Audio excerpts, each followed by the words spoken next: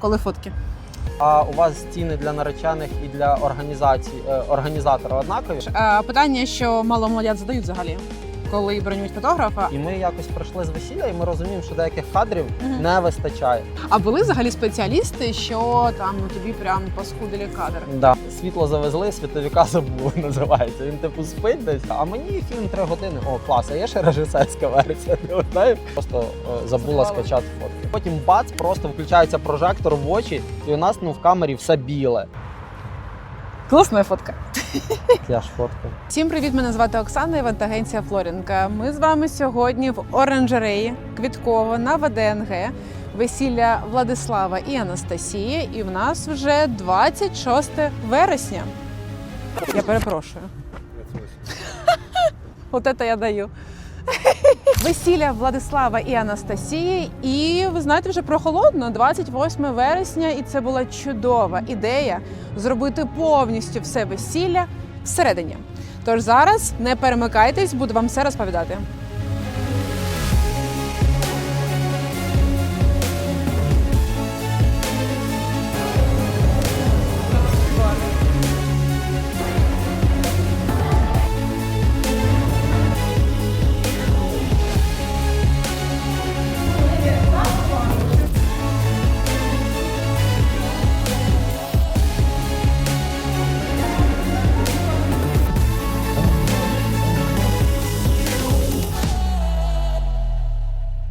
Вийшли подихати повітрям з Дмитром Фроловим і вирішили поговорити про фотографію і вімкнути камеру, щоб ви також почули. Нативно все.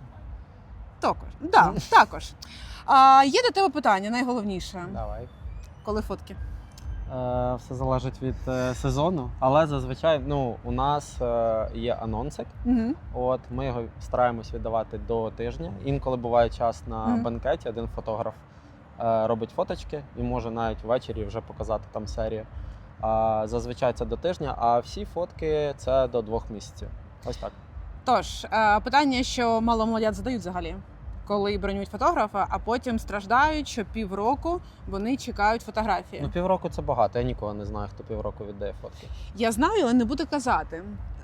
Це ж важливо взагалі на цьому наголошувати, якщо в тебе такий великий срок віддачі, наприклад, зараз кінець сезону, то я важливо якраз хотів сказати, ми з Ірою завжди страждаємо через те, що коли от весілля в кінці вересня, ти його маєш віддати вже в кінці листопада і вже сніг лежить. І це стресово, тому що сьогодні у нас така хмарна погода, а зазвичай там сонечко, якщо, і потім ти віддаєш фотки вже взагалі абсолютно інший сезон.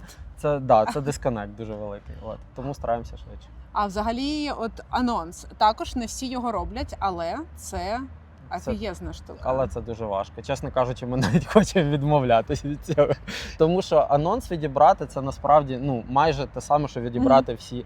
Ти приходиш додому, там 8 тисяч кадрів, 10 тисяч кадрів, ти намагаєшся вибрати 50, це нереально. Ти відбираєш 150, потім ще раз перевідбираєш, ти їх робиш, потім знову проходиш всі ці фотографії через 1,5 місяці. Це насправді це подвійна робота. Тож, якщо ви дивитеся в 26-му році, маєте на увазі, що, можливо, інформація не актуальна. Фотки ще не готові. Взагалі дуже важливо читати повністю прайс. Коли це агенція, вам чітко все розкажуть. Правильно, ось такі умови, ви це отримуєте і є меч. А іноді фотограф кинув свій прайс, пара побачила тільки ціну. І, наприклад, зверху було 2 фотографи і 12 годин. Супер. Що там всередині? У нас, одразу скажу, ми були сторонниками того, щоб завжди були ціни відкриті на сайті. Буквально позавчора написала дівчинка в Інстаграм. Вона прихована, в неї 0 постів. І запитала про ціни, кажу, у нас ціни на сайті. Вона каже, а у вас ціни для наречених і для організатора однакові? Кажу, так, однакові, різниці немає. І вона потім вже почала задавати подальші питання, але стосовно скритих цін? Та не скритих. Вона настільки відрізняється. Було питання про те, що сьогодні 26 гостей, і у нас повний день зйомки. Чи відрізняється це? Ми працюємо 12 годин з фіксованим прайсом сьогодні і, наприклад, через 2 тижні, але людей не 26, а 140. Різниця є? Є, але у нас ринок якось так сформувався, що по суті, різниці і немає. Ти просто намагаєшся встигнути все. Ну, до речі, це цікаво. Це ж ви працюєте вже вдвох, правильно? А є фотографи, що, наприклад, в прайсі мають одного фотографа і зазначають, що це, наприклад, до 30 гостей. Якщо більше, то я раджу брати другого. Тобто, зараз від того, скільки гостей, наскільки велика локація, а ви апріорі працюєте вдвох. У нас є можливість, що ми працюємо по одному.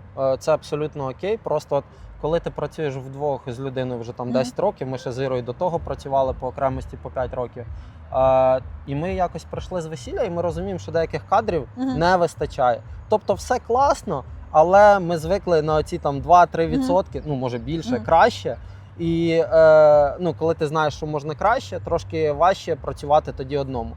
Ми це часто чуємо від відеографів, тому що кажуть, як можна було замовити одну камеру сьогодні? І я їх розумію, тому що вони бачать, що можна результат дати краще, але вони самі не можуть об'єктивно його забезпечити. Наприклад, це особливо помітно там на церемонії, якщо там виходить наречена, наречений її бачив перший раз, він стоїть, плаче, як в цей час зняти наречену, і в неї ще довгий шлейф. І хочеться і це засняти. Є якісь там в себе в голові. Це дуже важливо. Це дуже важливе значення, тому що 2 фото та відеографи – це ж не забаганка. Іноді це реально дуже важлива історія, особливо коли пара показує, мені оце подобається. Ми розуміємо, що у пари є смак. Вони бачать, наприклад, якесь там дуже красиве наше весілля, і ми кажемо, дивіться, тут потрібно 2 фото. Вони кажуть, а чому? І от про те саме, тому що іноді, а завжди спеціаліст не може одночасно сфотографувати емоції всіх. А ще там мама заплакала, а там ще метелик комусь сів на плече. Тому фото і відео по 2 особи – це як must have в цілому.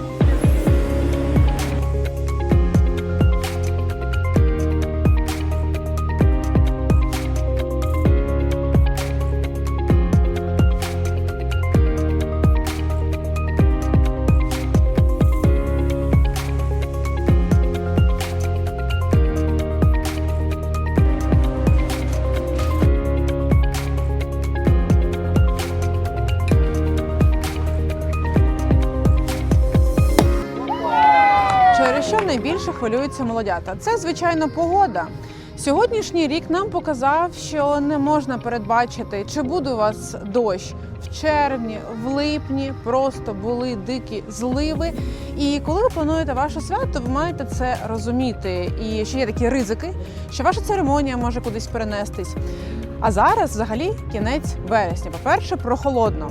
По-друге, є більша вирогідність дощів. Зараз настільки багато форс-мажорів у нашому житті, що той факт, як погода, може для вас стати також суттєвим. І якщо ви не хочете через це переживати, то обирайте локацію, котра може в собі вмістити все. Банкет, велкам і церемонію. Наприклад, оранжерея є такою локацією, що може закрити всі ваші потреби. Звичайно, є місце і на поляні, де зробити церемонію, але наші молодята обрали закриття повністю всієї локації. Що ж ми маємо? Є великий хол, де розміщений фуршет, селфі-дзеркало, зона побажань, звичайно, безліч фотозон, тому що це оранжерея. Сюди люди приходять реально подивитися рослинки. До речі, цій оранжереї майже 70 років. Далі у нас є окрема зала, де проходить церемонія. Вона невелика, дуже затишна, нестандартна, там немає великого проходу, великих рядів зі стільцями, але в цьому і смак, що це щось незвичайне. І є окрема зала для банкету. Це квіткова оранжерея. Оця частина, що за моєю спиною. Бачите, у нас там зараз вже банкет в самому розпалі. І це дуже цікава локація, якщо вам вона, звичайно, подобається, тому що вона така досить автентична. Тут є і скло, і тканини, і люстри, і цікава підлога, і купа рослин. Такий, знаєте, запах саме от рослин, нібито ми в теплиці. Тому можете таку локацію розглянути. У нас є окремий випуск про огляд. Це дуже цікава локація, вона нестандартна, це не просто побудували ресторан, що зробили потім з нього якусь там теплицю. Ні, навпаки, була теплиця, а потім її адаптували під ресторан, не прибираючи всіх тих рослин, що там були. Тому розгляньте, дуже цікаво, і помічайте деталі, тому що іноді у нас пари заходять і кажуть «Вау!», а іноді кажуть «Ні, це не моє, я хочу от стандартний, щоб був ресторан».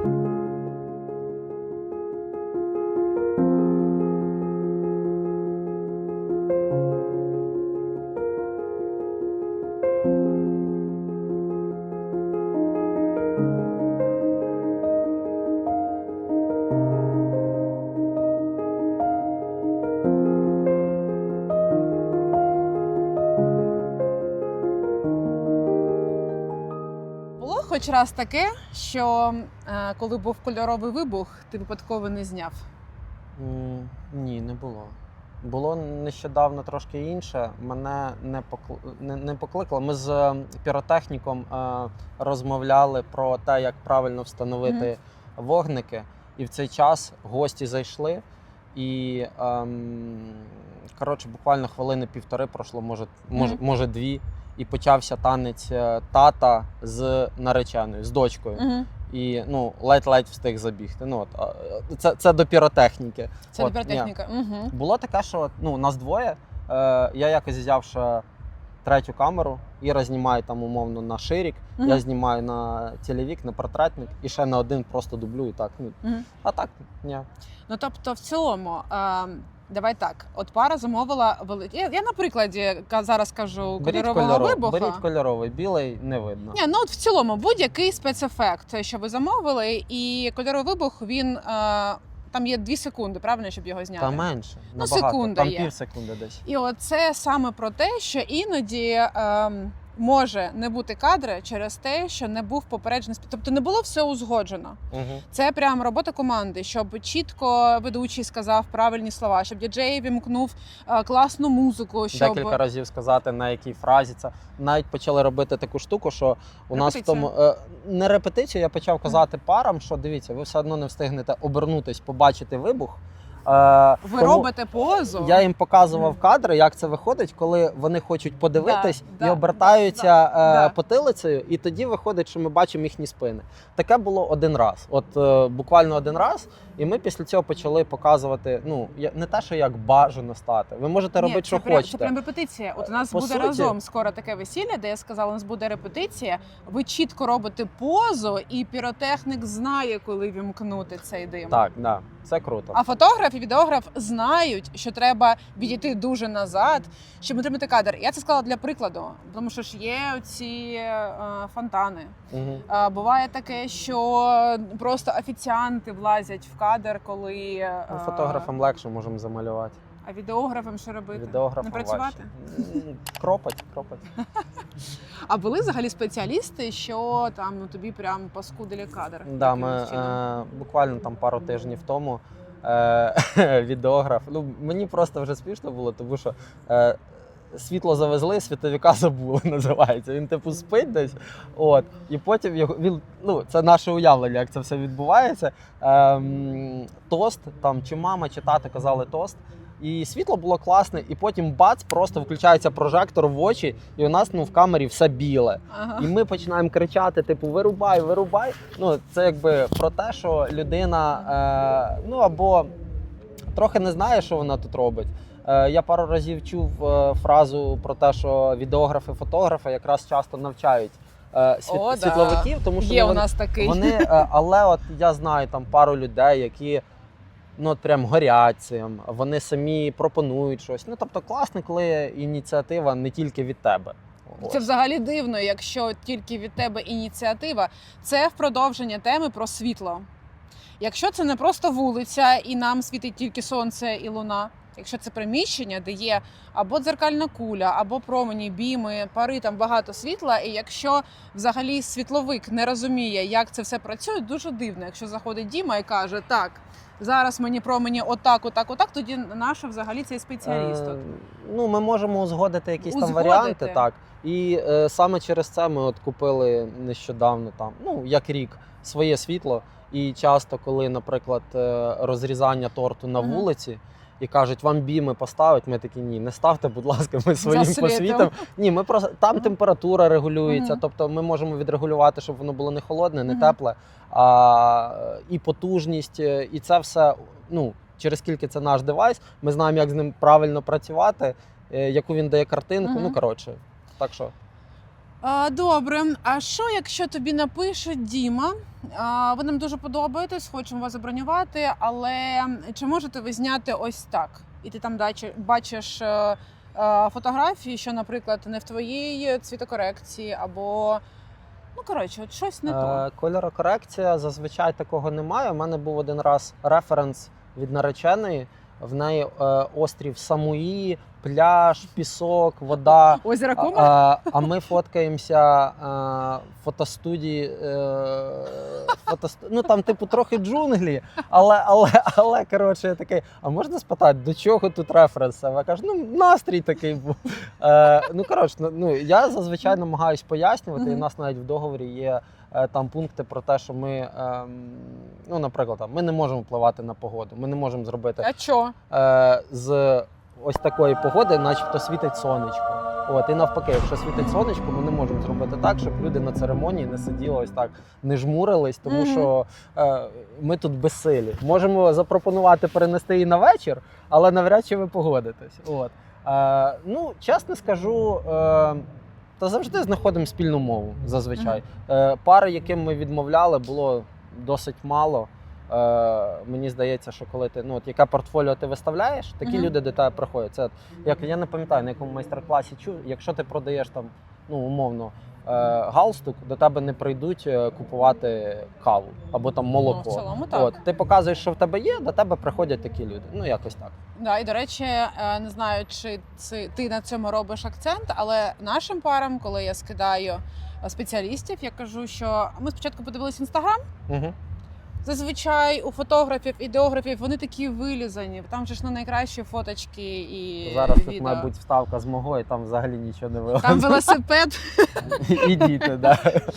Але це ще більше вас має спонукати до того, щоб зайти на сайт і подивитися цілі серії. Ну, це навіть фотографій. на сайті зазвичай не цілі серії, там вибірка. Ну, в середньому раніше це було до 100 фотографій, а зараз... Ну, це серія вже. Ну, так, але дуже важливо, як на мене, показати ще, ну, готовий результат. Да. Ну, буду відвертий, ясна річ, що кожен фотограф там хоче показати, якщо запитують, там, ну, от з оранжереї фотографій, він, скоріш за все, відправить найкрасивішу свою серію з оранжереї, але тим не менше, ви маєте розуміти, що, ну, було б круто, що ви побачили всі кадри, тому що ну, можливо, у вас є специфічний там якийсь, ну, навіть не специфічний запит. Ви про це не думали, тому що для вас це і так очевидно. От фотка з мамою там після церемонії. От ми не йдемо додому, поки не зробимо фотографії з батьками. Ну, по-перше, з усіма, але от окремо там доцю з татом, доцю з мамою. Особливо, коли ти стаєш сам батьками, ти розумієш, наскільки це важливо. От, тому... Ти маєш на увазі, що можна ще надихнутися деякими кадрами і собі їх в скарбничку Я б сказав, закинути. не надихнутися, а от прям обов'язкові якісь такі кадри, тому що, ну, потім буде сумно їх не мати. Ось так. Ну, в цілому, за вже років 12 досвіду ми зустрічали ось які результати, коли ми там були ще декораторами, або коли ми не настільки розбиралися. Обирали умовно по інстаграму, що потім ми іноді отримували. Умовно, 1200 кадрів. Угу. Там було все, типу ранок наречених, прогулянка, все. Але якщо так розібратися, унікальних, цікавих кадрів було, ну, нехай 300. Все інше це було, от, наприклад, піаніно. Вони такі, один стоїть, інший сидить. І кадри отакі, знаєш, отак. І це 10 кадрів. І це, ну, це жах. Є різні люди. У нас якось ми віддали анонс, по-моєму, фотографій 40. Потім, це ще той момент, це був рік, ми віддавали на флешках фотки і друкували фотографії. Для того, флешок зараз нема? Чи що? Ми зараз віддаємо через онлайн-галерею. Да. Економлять, ясно. Ми якось просто віддали коли флешку один з останніх разів. Сказали, що ви старі міленіали. Нам сказали, а куди ми її вставимо? Дітям закопати на задньому дворі. Саме так. І, до речі, багато людей думають, що флешка – це secure, сек'юрність більше, але насправді ні, тому що у флешки є теж певний термін придатності, і вони Наші можуть... флешці з весілля 13 років. Вони можуть вийти з ладу.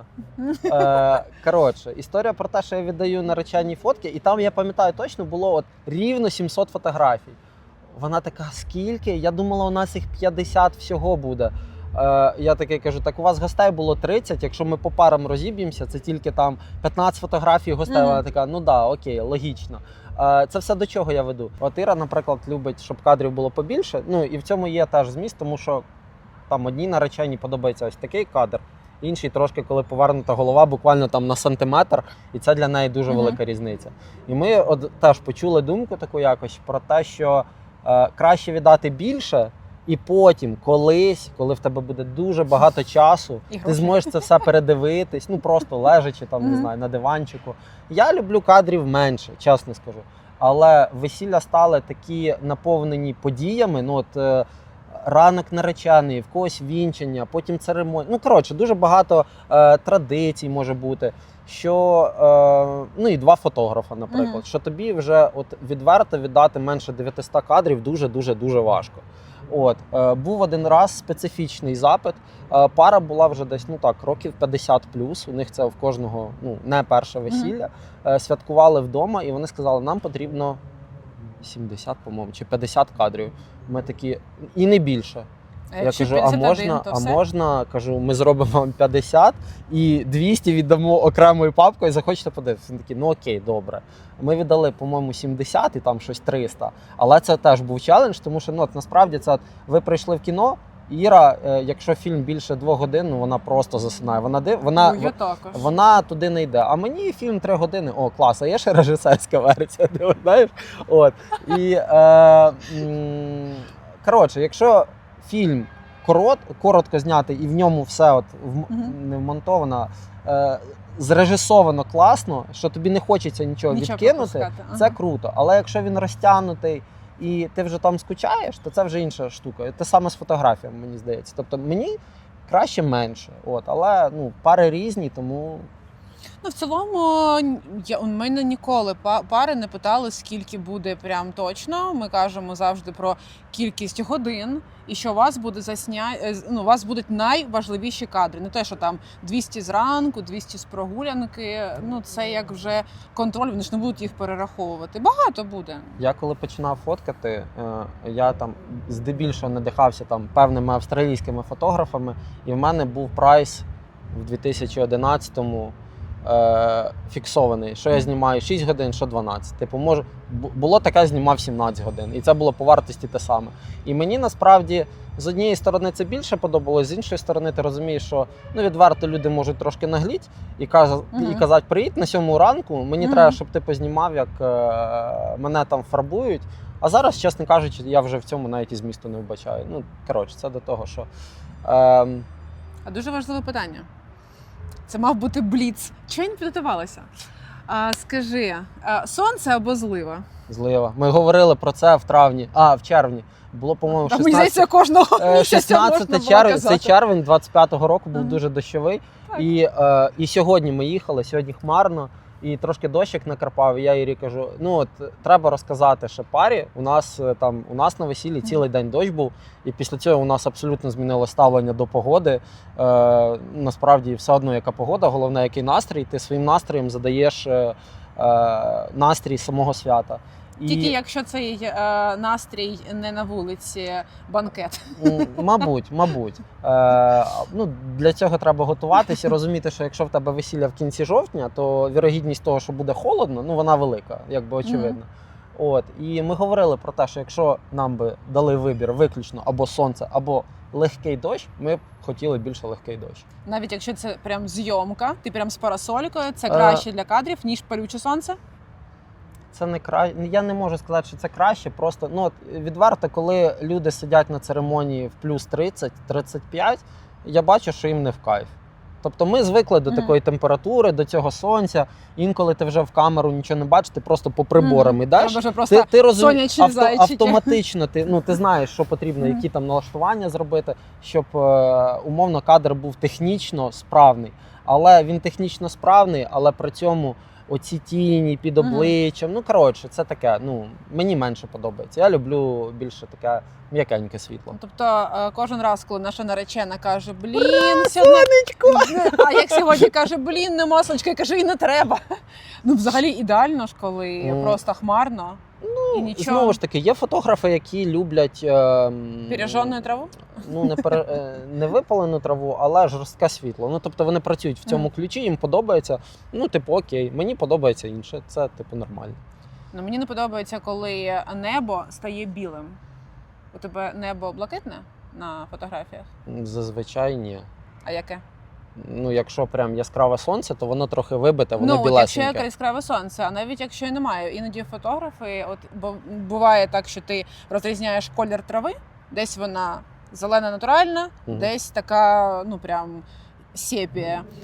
І буває, що ти дивишся, і все небо, воно просто білосніжне. Все, на всіх фотографіях. Я розумію, про що ти, але знову ж таки, у нас обробка така, яка вона досить натуральна. Тобто є обробка, по якій ти можеш сказати, це був 16-й рік, так було модно в 16-му році. От те, про що ми говорили раніше, ми спокійно можемо в шухлядку знімати, робити фотки, що мається на увазі, що віддали фотки і ніде їх не показали. Головне, аби пари були задоволені, і в мене прям це був би такий life achievement, щоб діти їхні дивились, і внуки. Це було б круто. Якщо фотки не загублять. І флешка, якщо буде працювати. Але для цього, в тому році буквально там за місяць 4 пари написали, ми фотки загубили, і ти посилання на хмарку відправляєш на бекап. А скільки років ви зберігаєте фото? У мене фотки з 2010 року лежать. У шухляді чи на хмарі? В хмарці і в шухлядці. Тобто пара через 10 років може написати і може ще... Не пишіть мені через 10 років. Забудьте мене. Ні, просто я вважаю, окей, пишіть. Просто був один випадок, коли одна наречена написала 2 рази через рік і ще через рік. Перший раз в неї комп'ютер зламався, другий раз її обікрали. Але, чесно кажучи, я думаю, що вона просто забула скачати фотки. Якщо це чесно. Як я буває забуваю викачати фотографії, потім така сідаю взимку вибирати фотографії для галерея сайту. Вже недоступна. Галерея, я натискаю посилання, а галерея недоступна. Я ж така, ой Боже, я забула. Але я всі твої викачала, там все красиво. Я одразу, щоб не це. Добре, а чи був в тебе колись якийсь запит, типу сфоткайте ось так, щоб ти сказав сорі, але ні? Танець з татом. От зараз знову можу пропустити. Танець з татом. Ми пішли. Так, до побачення.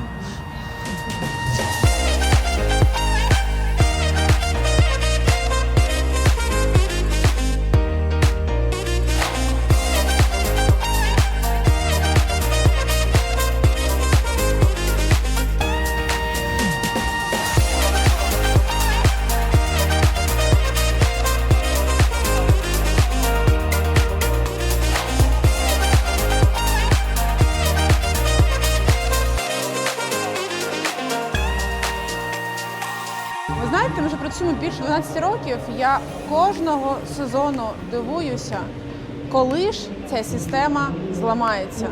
Коли у нас буде рівномірно заповнений сезон з весіллями, а не так, що півроку дуже багато свят, і тільки взимку їх декілька, і вони прям, знаєте, для знаючої публіки, для тієї, що розуміє, що для весілля неважливо, яка у вас зелень на вулиці, чи то зелень, чи то сніг, неважливо, чи там температура плюс 40 чи мінус 20. Для весілля важливо, щоб були ви і ваші гості. І якщо у вашому місті, де ви живете, є локації, що можуть закрити ваші потреби, тобто вас смачно нагодувати в теплій залі, дати вам простір для переміщення гостей, щоб вони могли спілкуватися, для церемонії, то чому досі у нас є ця сезонність? Але іншу систему ми вже трішки зламали, тому що ще років, мабуть, 5-7 тому весілля в будні дні це було нонсенсом, тому що всі хотіли, звичайно, в суботу і неділю, тому що всі працюють, а ще п'ятницю. Але вже багато років наші молодята дуже часто обирають і понеділки, і середи, І тим самим чином вони обирають для себе більше спокою, більше вибору, тому що обрати цю локацію нам було досить важко. Ми знайшли єдину вільну неділю, єдину, із всього вересня. Тож, зробіть мене трішки щасливішою. Ми з вами навчилися, що весілля можуть бути в понеділок. Давайте ще зробимо так, щоб весілля були і в листопаді, і в грудні, і в січні. І хочу вам нагадати, що весільний сезон, доки він такий весільний, він закінчується, і ми будемо раді вас бачити серед наших наречених весільного сезону 2026. Тож заповнюйте анкету під цим відео і вже саме час знайомитися і готуватися до вашого свята. Не забуваємо про лайк, підписку, коментарі і гарної вам підготовки.